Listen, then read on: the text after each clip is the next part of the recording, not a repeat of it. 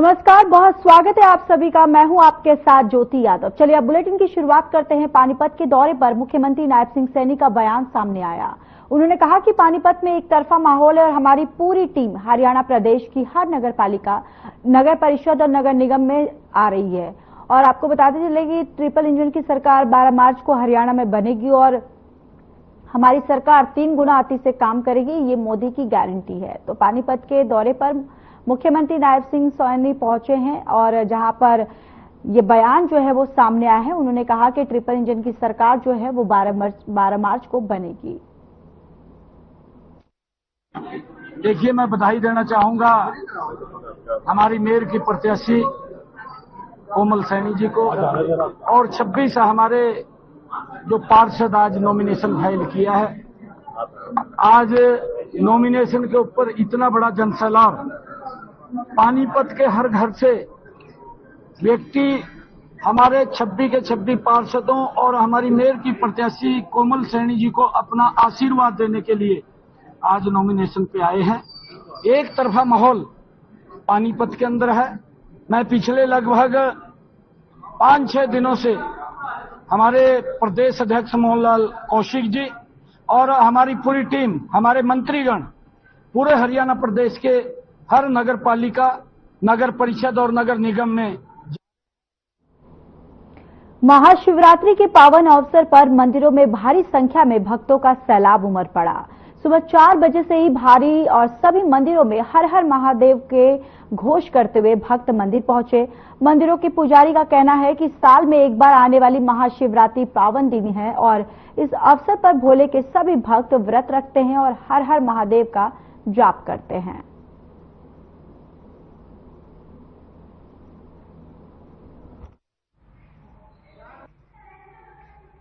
भगवान शिव की प्रिय है महाशिवरात्रि है। 2 शिवरात्रि आती हैं, एक सावन मास में आती है तो कांवर का मेला लगता है, एक ये महाशिवरात्रि होती है। भगवान शिव का विवाह हुआ था। इस पे श्रद्धालुओं की बड़ी भीड़ होती है, मनोकामना पूरी होती है। जिनका ब्याह होता है उनकी जेगर चढ़ती है, जिनके बालक बच्चा लड़का होता है उनकी जेगर चढ़ती है। यहाँ पर धूमधाम से लेडीज इकट्ठे घर से होके आती है, जगर लाती है। मोहल्ले की 10-15 औरत उनके संग आती है। ढोल नगाड़ों के संग भगवान शिव का अभिषेक किया जाता है और सुबह से ही 3 बजे से ही मंदिर के द्वार खुल जाएंगे और दूसरे दिन तक सुबह तक ही द्वार खुले रहेंगे। पहली आरती सुबह 6 बजे होगी रात, दूसरी आरती रात को 9 बजे होगी, तीसरी आरती रात को 12 बजे होगी, चौथी आरती रात को 3 बजे होगी और 5वीं आरती रात को सुबह 6 बजे होगी। हमारे यहाँ बहुत अच्छी तैयारियां चल रही हैं फिलहाल, और देखा जाए तो बहुत अच्छा लगता है शिवरात्रि पे कि खूब नाच। साल से आप इंतजार कर रहे हैं, आपको हाँ कैसा लग रहा है? वो दिन आ गया। हाँ, फाइनली वो दिन आ गया। और मैं सुबह जैसे डेली उठती हूँ तो सबसे पहले मेरा काम होता है कि भोले बाबा को नहलाना धुलाना। शिव पार्वती जी का शादी हुई थी, विवाह हुआ था, तो कल के दिन तो बहुत अनोखा उत्सव होता है। मंदिर में अलग ही एक उत्साह रहता है, भीड़ रहती है, सब उत्साहित रहते थे। हमारे घर में कोई शादी ब्याह होता है तो सब उत्साहित रहते हैं। इस तरह मंदिर में माहौल रहता है। तो क्या आप कल भी व्रत रखेंगे? हाँ, कल भी। हाँ, सब नियम रहेंगे आपके व्रत? व्रत ये है कि सुबह अपने भोले बाबा को जल अभिषेक करना, उसके बाद अपने व्रत जैसे फलाहार वगैरह, सब पूरा परिवार रहता है सबका, भाई बच्चे हैं बूढ़े हैं, सब श्रद्धा भाव से व्रत रखते हैं, फलाहार रखते हैं। खबर पानीपत से है, जहां बीजेपी के प्रदेश अध्यक्ष मोहनलाल भडौली ने विपक्ष पर निशाना साधते हुए कहा कि विपक्ष ने जिस तरह से भ्रष्टाचार और कुशासन किया है उसे लोग भूले नहीं है। जनता जागरूक है और भारतीय जनता पार्टी के पक्ष में स्पष्ट लहर है। लोगों ने तय कर लिया है कि हमारे लोकप्रिय प्रधान नरेंद्र मोदी जो हैं, हमारे लोकप्रिय नेता प्रधानमंत्री जो हैं, उनके नेतृत्व में भारत 2047 तक एक विकसित राष्ट्र बन जाएगा। और इस दृष्टिकोण को साकार करने के लिए सभी स्तरों पर बीजेपी के नेतृत्व वाली सरकारें देश और राज्य में तेजी से विकास सुनिश्चित करेंगी।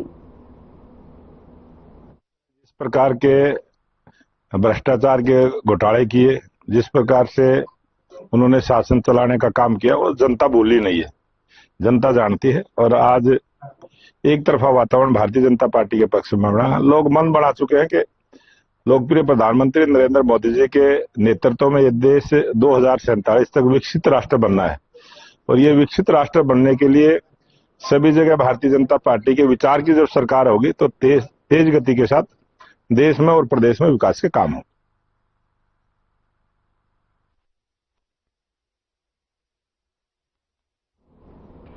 खबर सिरसा से है, जहां राज्य निर्वाचन आयोग के निर्देशानुसार चुनाव लड़ने वाले सभी उम्मीदवारों को अपने चुनाव खर्च का लेखा प्रतिदिन रखना आवश्यक है।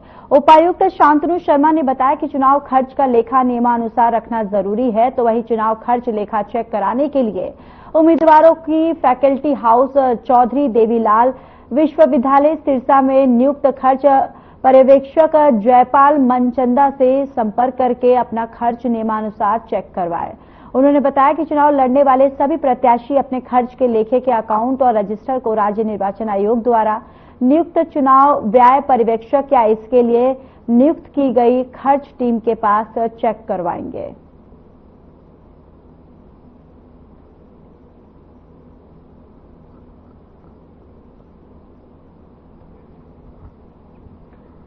तो देखिए, राज्य निर्वाचन आयोग के द्वारा ये निर्देश जो है वो जारी किया गया है, और निर्देश ये है कि चुनाव खर्च का अब लेखा जोखा जो है उसे रखना होगा याद, और साथ ही साथ उसको रजिस्ट्रेशन भी करवाना होगा। दरअसल ये राज्य निर्वाचन आयोग के निर्देश ने ये जारी किया है, जहां पर चुनाव खर्च का लेखा अपना जो रखना वो आवश्यक है, यानी जरूरी है। उम्मीदवारों को चेक करवाने के भी यहां पर निर्देश दिए गए हैं राज्य निर्वाचन आयोग के द्वारा।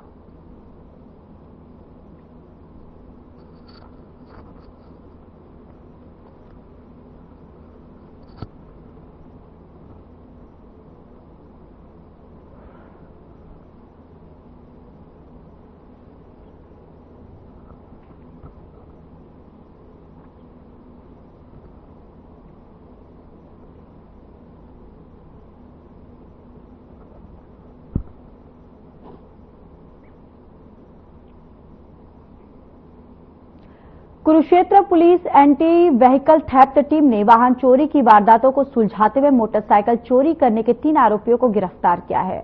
आरोपियों के पास से चोरी की 8 मोटरसाइकिल और 1 स्कूटी बरामद करने में सफलता हासिल की है। तो यहां पर एंटी व्हीकल थेफ्ट टीम को एक बड़ी सफलता हाथ लगी है, जहां पर 3 आरोपियों को यहां पुलिस ने गिरफ्तार किया और चोरी की उनके पास से 8 बाइक और 1 स्कूटी जो है बरामद किया है।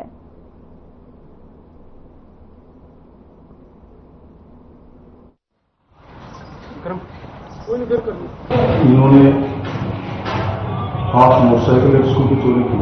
सर इनको यही से गिरफ्तार किया है, तो बराड़ा है सर, और 2 को झांसा एरिया से गिरफ्तार किया है। हाँ, पहले तो रिकॉर्ड नहीं है, लेकिन इन्होंने चोरी की है, कई मुकदमे में है। तो वो मुकदमे में शामिल है, जैसे तेरा का मुकदमा शाहबाद करना है, उसके अंदर जो चोरी की बाइकें हैं उनके अंदर से उनको एक तेरा से चोरी है, 2 शाहबाद से है और 2 इस्माइलाबाद से और 2 अम्बाड़ा से। हरियाणा विधानसभा अध्यक्ष हरविंदर कल्याण ने हरियाणा एमएलए हॉस्टल का औचक निरीक्षण किया। इस दौरान वे हॉस्टल के कमरों में गए और वहां दी जा रही सुविधाओं और रखरखाव का जायजा लिया। इस अध्यक्ष ने हॉस्टल की कैंटीन, रसोई और कमरों की सफाई का निरीक्षण किया। इसके बाद वे व्यायामशाला और डोरमेट्री में भी गए। हरियाणा आतिथ्य सरकार विभाग की कैंटीन की व्यवस्था से अध्यक्ष संतुष्ट नहीं दिखे, तो वहीं सफाई की व्यवस्था विशेष रूप से खराब थी। एमएलए हॉस्टल के पीछे बने लोक निर्माण विभाग के कार्यालय और उसके आसपास की जगह का भी निरीक्षण किया। एमएलए हॉस्टल के बेहतर रखरखाव और व्यवस्थाएं बनाए रखने के लिए उन्होंने हरियाणा लोक निर्माण विभाग और अन्य विभागों के अधिकारियों को भी निर्देश दिए हैं।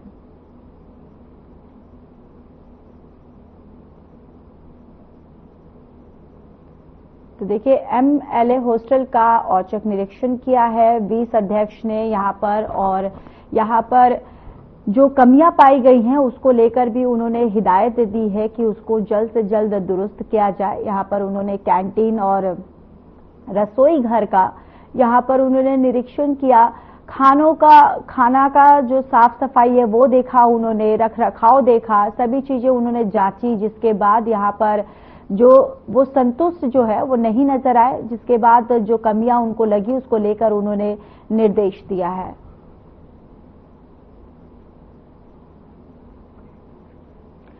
डुमरखा के सभी वार्ड में मेंबर उचाना तहसील में पहुंचे, जहां उन्होंने डुमरखा गांव के सरपंच पर गंभीर आरोप लगाए। वार्ड मेंबरों का कहना है कि सरपंच की तरफ से कैश बुक पर उनके फर्जी साइन किए गए हैं और काफी पैसों का घोटाला किया गया। इसको लेकर वार्ड नंबर 10 की मंजू ने बताया कि वे बीडीओपीओ की तरफ से मीटिंग बुलाई गई थी, लेकिन कोई भी मीटिंग नहीं हुई और ये मीटिंग सरपंच के खिलाफ होनी थी, क्योंकि सरपंच ने वार्ड मेंबरों के फर्जी साइन कैश बुक पर किए हैं। डुमरखा गांव में पंचायत की मीटिंग हुई थी, तो तब हमने हमारे वहां पर लगाए गए रजिस्टर में फर्जी साइन देखे। सभी वार्डों के लिए कुर्सियां दी गई, लेकिन वार्ड नंबर 10 के लिए कुर्सियां नहीं दी।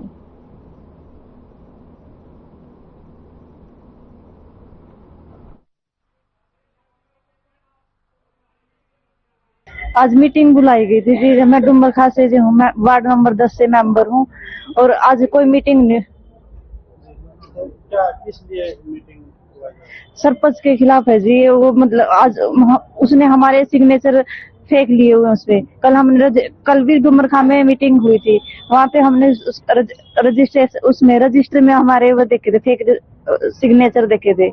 मतलब आज हमारी मीटिंग रखी हुई थी, 25 तारीख की वीडियो है। मतलब अकेले बंदे को बुलाकर यहाँ पे साइन करवा रहा, लेकिन इसमें मेंबर नाराज है। अकेले क्यों साइन करवा रहे? वो तो उनको पता है ना सेक्रेटरी साहब को क्यों करवा रहा। आज गांव के सर्वांगीण विकास के लिए सरपंच साहब से प्रार्थना करी थी, वे गांव में सार्वजनिक स्थान पर ग्राम सभा की मीटिंग बुलाई जावे। जब से पंचायत बनी आज तक सार्वजनिक स्थान पर कोई ग्राम सभा की मीटिंग नहीं हुई और 24/2/25 को ग्राम पंचायत की पहली मीटिंग पंचायत घर में हुई। उससे पहले लोगों को पता नहीं कहाँ मीटिंग होती है, क्या होती है। सर, मैं वार्ड नंबर 9 का मेंबर हूँ, तो हमने सरपंच के खिलाफ कंप्लेंट करी थी ये 8 जनवरी को। तो बीडीओ साहब ने आज की डेट दी थी कार्रवाई की। इसमें फर्जी साइन है, बहुत धांधली हो रही है ना। कार्रवाई रजिस्टर में साइन गलत सबके फर्जी करा हमारा है। किस पे फर्जी साइन करवा? मेंबर को करा है खुद। इसी बात पर हम इंक्वायरी चाहते हैं। डुमरखा कला गांव में एक पंचों के द्वारा शिकायत दी गई थी डीसी साहब को, और डीसी साहब के थ्रू हमारे यहाँ फॉरवर्ड हुई थी। तो उसमें डीसी साहब ने जांच करके उसका टिप्पणी मांगी थी बीडीओ साहब की। तो बीडीओ साहब की तरफ से एक लेटर जारी हुआ था कि एक मीटिंग बुलाई जाएगी पंचों की, जिसे शिकायत की है, और सरपंच की।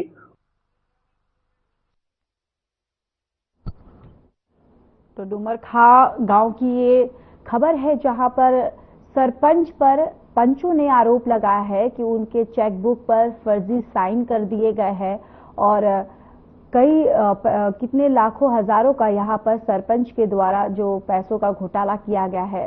तो एक गंभीर आरोप जो है सरपंच पर लगे हुए हैं और यहाँ पर जो पंच हैं वो एकत्रित हुए हैं और सरपंच के खिलाफ नारेबाजी भी कर रहे हैं और साथ ही साथ यहाँ पर वो ये मांग भी कर रहे हैं कि जो सरपंच है उनके ऊपर कड़ी से कड़ी जो कार्रवाई है वो की जाए।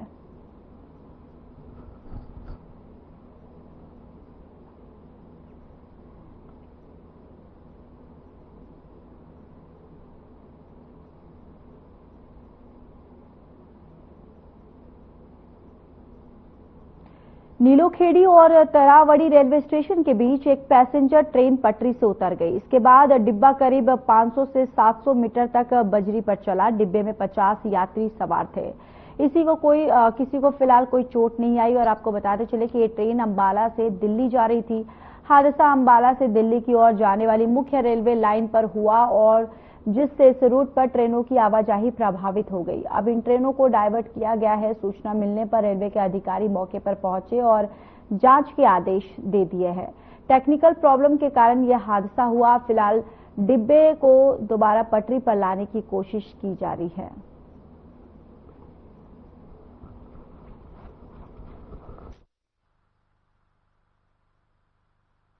सर, कुछ देर पहले सूचना मिली थी जिस पे पैसेंजर ट्रेन कुरुक्षेत्र से जो दिल्ली जाती है उसका एक डिब्बा बीच वाला वो पटरी से नीचे उतर गया। तो उस संबंध में यहाँ आके मौके पे देखा था तो ये डिब्बा किसी टेक्निकल पटड़ी की खराबी या उसके कारण नीचे उतरा है। इसकी पटरी उतर गई स्टेशन लाइन के ऊपर से, उसके बाद फिर सवारी हरकम मच गई, फिर मगर बचाव हो गया ऊपर वाले की दया से, किसी का नुकसान नहीं। नीचे आए डब्बे? हाँ जी हाँ, एक डब्बा ट्रैक से नीचे आ गया। कहाँ जा रहे थे, क्या नाम है? मैं कुरुक्षेत्र से पानीपत जा रहा था जी। ट्रेन कौन सी है? ये मेमो पैसेंजर ट्रेन है? हाँ पैसेंजर ट्रेन है। और आमीन से थोड़ा निकलते ही इसमें गड़ की आवाज आई और इसके पहिए नीचे उतर गए लगभग 500 मीटर। और पैसेंजर से चलते ही ये कुदरती लेट थी, और मैं पैसेंजर से मैंने कह दिया लेट तो कोई बात नहीं करना है। करना से चलते चलते क्या था सर, हुआ क्या था? और हुआ क्या, ये नीलो खेड़ी ही पहुंची थी, ये बीच में आते आते एकदम पत्थर काटती गई और मैं पीछे ही चौथे डब्बे में बैठा।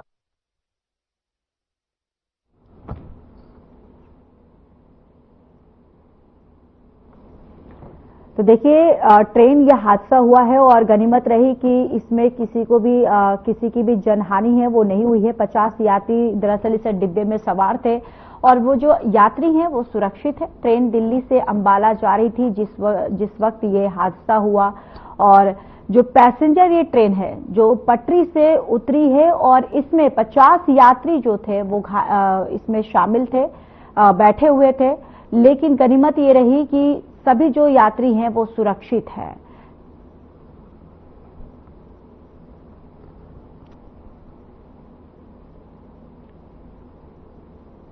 कुरुक्षेत्र पुलिस स्थानीय निकाय चुनाव को लेकर पुलिस अलर्ट मोड पर है। पुलिस अधीक्षक कुरुक्षेत्र वरुण सिंगला के दिशा निर्देश पर थाना सदर, थानेसार एरिया और थाना कृष्णा गेट और थाना KUK एरिया में फ्लैग मार्च निकाला गया। पुलिस अधिकारियों के नेतृत्व में पुलिस टीम और RAF की टीम ने आम नागरिकों को शांतिपूर्ण, निष्पक्ष और स्वतंत्र रूप से चुनाव प्रक्रिया में पुलिस का सहयोग करने की अपील की है।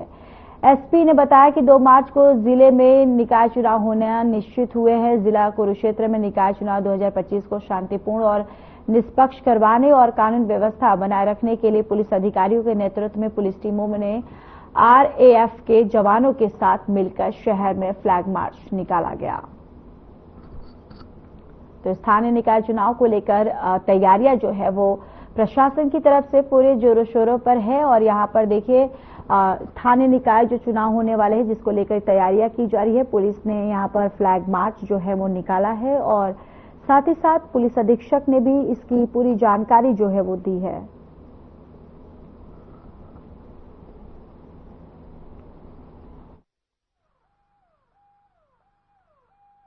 देखिए, आने वाले निकाय चुनाव जो कि 2 मार्च को निश्चित हुए हैं, कुरुक्षेत्र में थानेसर और इस्माइलाबाद में 2 जगह पे हमारे इलेक्शन होने हैं, जिसके संबंध में पुलिस ने प्रॉपर बंदोबस्त सिक्योरिटी अरेंजमेंट अपना कर लिया है।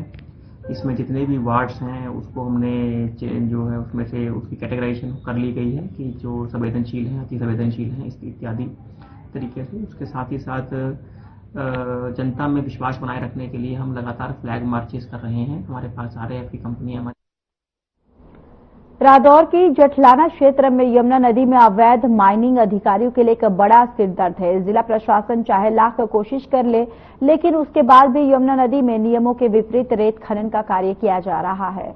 अवैध माइनिंग पर अंकुश लगाने के लिए जठलाना क्षेत्र सहित जिले में 16 जगह नाके लगाए गए हैं। नाकों पर 5 अलग अलग विभागों के कर्मचारी 24 घंटे तैनात है, जो कि नाके से गुजरने वाली हर गाड़ी का रवाना चेक कर रहे हैं ताकि अवैध माइनिंग किसी भी सूरत में ना हो सके। वहीं इस सड़क पर अधिकारियों की इस मुस्तैदी का फायदा जठलाना क्षेत्र में यमुना नदी में खनन करने वाली एजेंसियां खूब उठा रही हैं।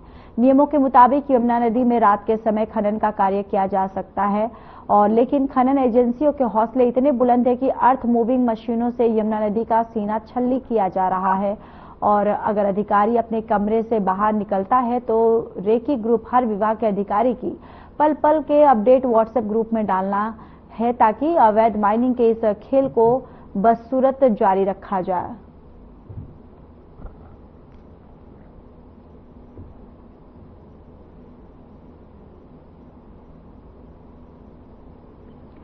तो वहीं बीजेपी के जिला अध्यक्ष सुशील राणा ने कहा है कि प्रधानमंत्री किसान सम्मान योजना के जो निधि योजना के तहत एक क्लिक से प्रधानमंत्री नरेंद्र मोदी और मुख्यमंत्री नायब सिंह सैनी ने कुरुक्षेत्र के किसानों के खाते में 13,000 13 करोड़ 56 लाख रुपए की राशि जमा की है। इस योजना के तहत अब तक कुरुक्षेत्र के हजारों पात्र किसानों के खाते में 32 करोड़ रुपए की राशि जमा की जा चुकी है। बीजेपी के जिला अध्यक्ष सुशील राणा सोमवार को कृषि किसान कल्याण विभाग की तरफ से कुरुक्षेत्र के कस्बा शाहाबाद में जिला स्तरीय किसान सम्मान समारोह में विचार व्यक्त किए हैं।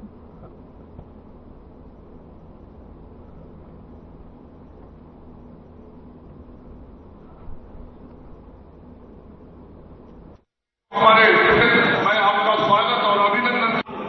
इनके बीच में लगातार भारतीय जनता पार्टी के कार्यकर्ता लगातार इनका कैसे भला हो, कैसे उद्धार हो, इसके लिए काम करती है। आज मैं किसानों को बहुत बहुत शुभकामनाएं देता हूँ कि भारतीय जनता पार्टी एक ऐसी पार्टी है जो किसानों के हित की बात करती है। किसानों की अगर बात करें के लिए 19वीं किस्त तो जारी की है। पहली बार उनके खाते में जिस प्रकार से कांग्रेस की सरकार में जो नेता बोलते थे कि हम केंद्र से 100 पैसे भेजते हैं लेकिन धरातल तक 15 पैसे ही पहुंचते हैं, लेकिन भारतीय जनता पार्टी ने ऐसा काम किया कि उनके खाते में 6,000 भेजते तो 6,000 ही पहुंचते हैं। हमारे देश के यशस्वी मुख्यमंत्री प्रधानमंत्री श्री नरेंद्र के नेतृत्व में आज 19वीं किस्त किसानों के खाते में जा रही है और एक विशाल समारोह भागलपुर बिहार में हो रहा है और बहुत से किसान, हजारों की संख्या में, लाखों की संख्या में किसान वहाँ पहुँचे हैं और आपके चैनल के माध्यम से भी उन सभी किसान भाइयों को बहुत बहुत बधाई और शुभकामनाएं देता हूँ कि आज 19वीं किस्त उनके खाते में डायरेक्ट पहुँचने वाली है। किसान भाइयों से ये संदेश देता हूँ कि ऑर्गेनिक फार्मिंग की तरफ ही आप आगे बढ़ें और जैसे हम बात करते हैं कि आज का हमारा जो खान पान है वो बहुत ज़्यादा पेस्टिसाइड के कारण ठीक नहीं है, तो ये निवेदन करता हूँ कि आप खेती कर रहे हैं, बहुत अच्छी खेती। चलिए अब बात कर लेते हैं महेंद्रगढ़ की, जहां महेंद्रगढ़ में संदिग्ध परिस्थितियों में हुई अनिल की मौत के मामले में कोई भी गिरफ्तारी होने से नाराज ग्रामीणों ने महेंद्रगढ़ शहर थाने का घेराव किया। सैकड़ों की संख्या में ग्रामीण महेंद्रगढ़ शहर थाने में पहुंचे और पुलिस प्रशासन के खिलाफ जमकर नारेबाजी करते हुए रोष प्रकट किया और थाने के सामने ही ग्रामीण धरने पर बैठ गए। ग्रामीणों का आरोप है कि पुलिस इस मामले में आरोपियों को बचाने का प्रयास कर रही है और सबूतों को भी नष्ट किया जा रहा है।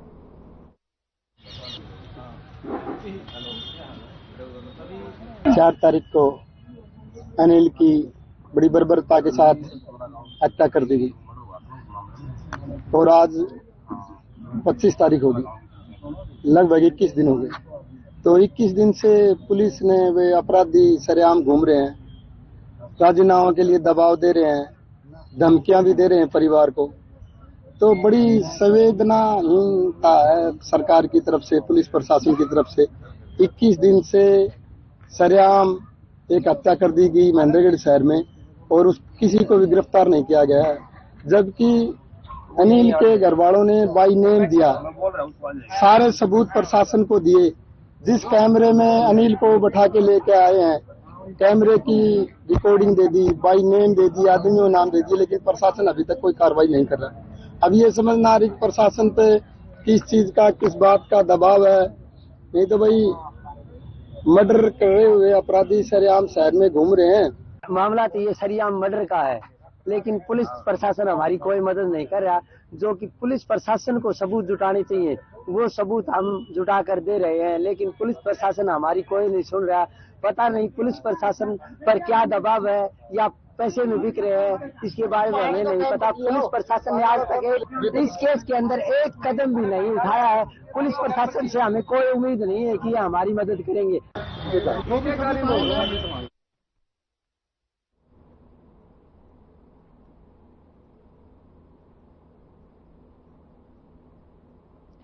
बुलेटिन में मेरे साथ इतना ही, पर अब वक्त हो चला है डॉक्टर राकेश गुप्ता के साथ हमारे खास कार्यक्रम प्लस माइनस का। दोस्तों, आज का विषय हर किसी के